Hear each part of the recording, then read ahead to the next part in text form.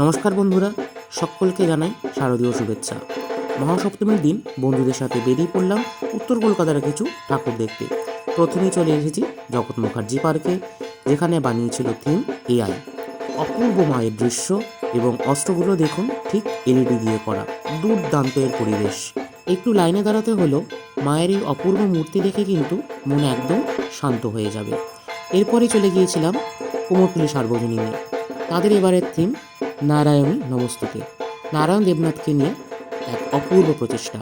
হাদা বোধা থেকে শুরু করে পিসে মশাই, পিসিমা, বাটুল দি গ্রেট, বাচ্চু বিচ্ছু সকলকে নিয়ে অপূর্ব এক পরিবেশ সৃষ্টি করেছে।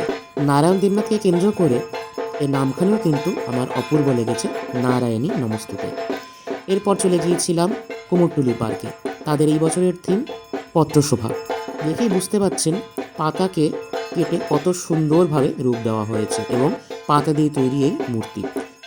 প্রচুর সেলিব্রিটির মুখ পাতায় খোদাই করা রয়েছে, যা দেখে কিন্তু আপনার মন ভরে যাবে। আর এখানে মা একদম সাবেকি মূর্তিতে রয়েছেন তার 4 সন্তানকে নিয়ে।